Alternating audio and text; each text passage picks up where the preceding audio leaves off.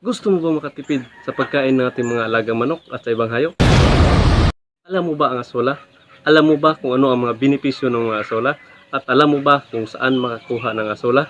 At may idea ka ba kung paano mag-cultivate o gumawa ng asola at paano paramihin ito? Kung hindi pa, ay tapusin mo panoorin ang video na ito para matutunan mo, para makatulong sa iyo ang idea nito. I-share ko po sa inyo.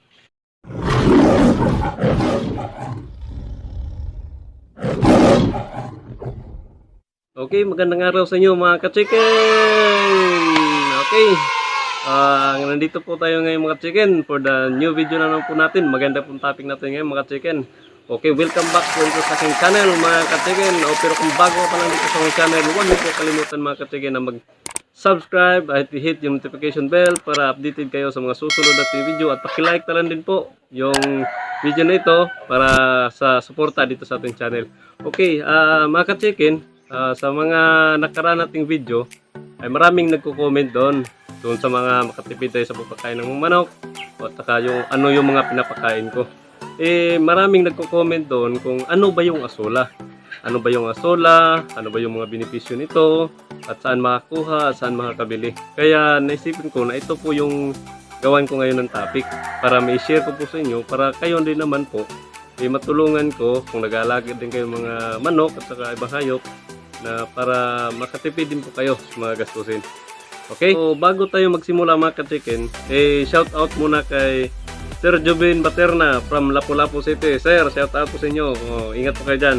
At saka shout out po kay Ma'am Reg Fernandico from Toyota Tacloban. Ito po mga ka-chicken.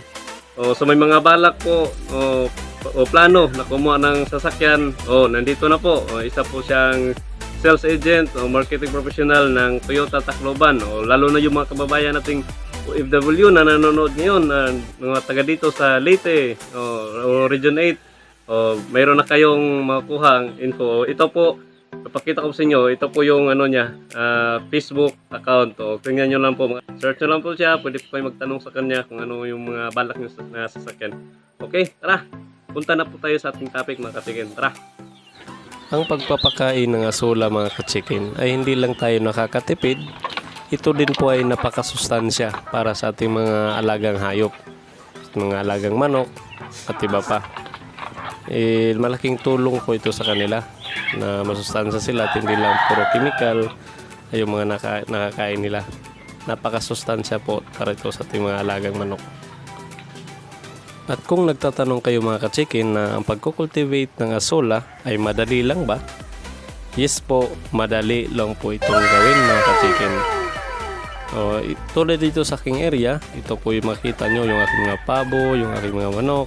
At saka mayroon din po akong ditong asola pond. Hindi naman masyadong kalakihan, pero tamang-tama na ito para sa aking mga alagang manok. Dito na po ako kumukuha ng mga pagkain sa kanila, tapos dinadagdagan ko na lang po ng feeds.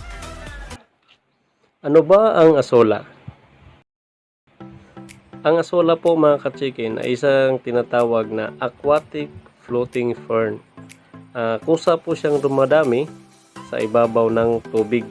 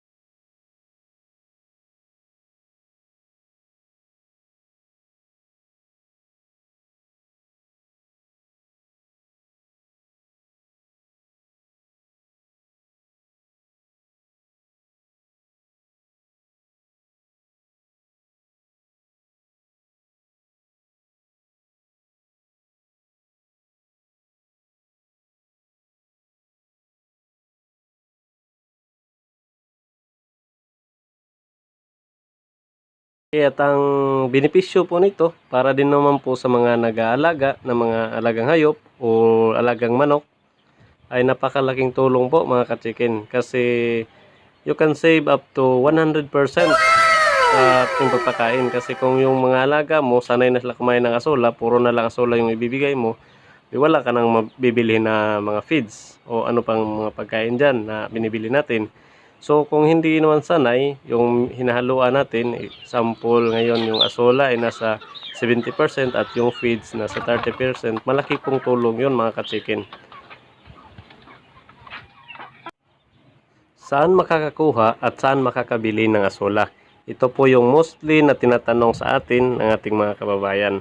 Okay, ito po, bibigyan ko po kayo ng idea mga ka-chicken. Kung may malapit na palayan po sa inyo mga ka-chicken, okay, tingnan nyo po doon. Kasi minsan nandyan po yung mga asola makukuha natin. O tulad nito, nasa picture, tingnan nyo po mga ka-chicken. O marami pong asola nasa palayan.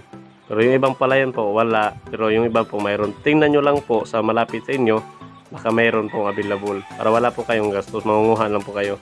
At saka kung nagtatanong kayo, kung makakabili naman, search nyo sa Facebook. Kung walang malapit na nag-alaga sa inyo ng asola, i-search nyo sa Facebook. Search nyo lang doon na tulad nito, asola for sale. O, type nyo lang po dyan. O kung sa Facebook ka baka may malapit sa area nyo, makikita nyo. Tulad nito. O tingnan nyo po. May mga nagbibinta po dyan na mga asola. O baka tingnan nyo, baka may malapit sa area nyo. O mas doon na kayo makakabili. Okay, tingnan nyo mga ka-chicken. Tulad nito. O tulad nito, location niya Tarlac City. O sino dyang malapit sa Tarlac. Ayan po no. O tingnan nyo po. Pero kung malapit po kayo dito sa aking area, mga lalo na yung mga taga Leyte, Biliran, o pumunta lang po kayo dito sa akin kasi bibigyan ko po kayo, wala pong bayad kasi marami na pong nanghingi dito sa akin, binibigyan ko lang po kasi gusto ko lang din po makatulong. O binibigay ko lang po, punta lang po kayo dito mga ka-chicken kung nakakapanood kayo dito, lalo na yung mga taga Leyte kayo o taga Biliran. Paano gumawa ng asola pan? Kung makikita nyo dito sa akin mga ka-chicken, ganito po yung style ng asola pan ko. Semento po kasi yung floor, yung ground ko ay nakasemento na, kaya semento na din yung ginawa ko, hindi ko na hinukayan. Okay, para lang din kayo gumawa ng fish pan, pero wag po masyadong malalim kasi hindi po pwede sa asola yon. O ngayon, may papakita ko sa inyo ng mga asola pan design kung paano ginawa. O tingnan nyo lang po, baka makakuha kayo ng idea kung paano gumawa ng asola pan at saka may apply nyo din sa inyo. O tingnan nyo po to.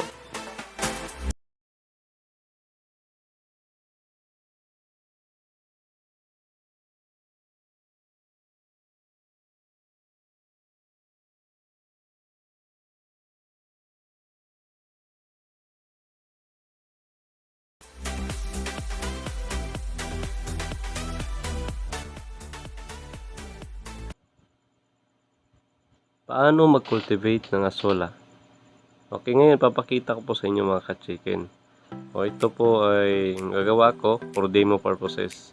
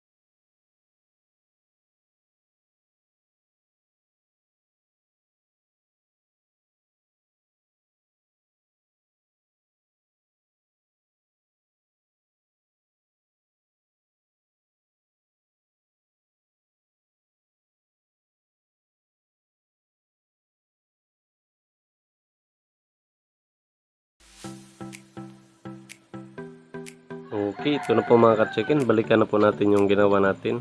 O, ayan na po. Pagkalipas po ng 4 na araw. O, tingnan nyo po mga ka-chicken. Ang bilis. Punong-puno na po. Nagsisiksika na po sila mga ka-chicken. O, tingnan nyo po. Nakakatuwa pong tingnan mga ka-chicken. O, ganun lang po kadali. O, pwede na po tayo ditong mag-harvest. Ipakain natin din sa ating mga alagang hayop at mga alagang manok. O, ayan po no. O, makita natin mga ka-chicken na nagsisiksika na talaga sila. Parang gusto pa nila ng ibang space. O, ayan po mga ka-chicken. Ganyan lang po. Bali yung ginawa ko dito mga ka-chicken ay pareho lang din po dito sa ginawa ko na aking malaking pond. Same process lang po. Pareho lang pong proseso yung ginawa ko. Una po ay lupa. Tapos nilagyan ko ng kaudang, fertilizer at saka bago yung tubig. At saka sola na po. Ganyan lang po mga ka-chicken. Ganyan lang po kasimple. O, ayan po. Okay, ayan mga ka-chicken. Alam nyo na po ngayon kung ano yung asola. At kung para saan ito. At kung ano yung mga benepisyo nito. At saan tayo pwede makuha. At saan tayo pwede makabili. Okay, at saka may mga diya na din po kayo kung paano gawin. O paano paggawa ng mga asolapan. At kung paano i-cultivate ito. At abangan nyo po, may part 2 pa po ito, yung asola topic natin. Sa part 2, pag-uusapan natin doon yung mga tungkol sa tamang lalim o sukat ng tubig na dapat natin ilagay sa ating asolapan. At saka paano mag-harvest nito, at saka paano ipakain sa ating mga alaga, at itong mga alagang hayop, at sa mga iba't ibang tips sa pag-aalaga ng asola. At saka yung mga kung ano dapat i-maintain dito. O, abangan nyo po doon mga ka-chicken. So, sa part 2, separate ko lang po kasi mas mahaba na po yung video. Okay, maraming salamat po mga ka-chicken sa iyong panonood. O kung hindi pa nakapag-subscribe ito sa channel, please do subscribe and hit the notification bell para updated po kayo sa mga bago nating video. At saka, paki-like na lang din po yung video na ito para sa suporta dito sa ating channel mga ka-chicken. Maraming salamat po. God bless po sa inyo. Keep safe. Maraming.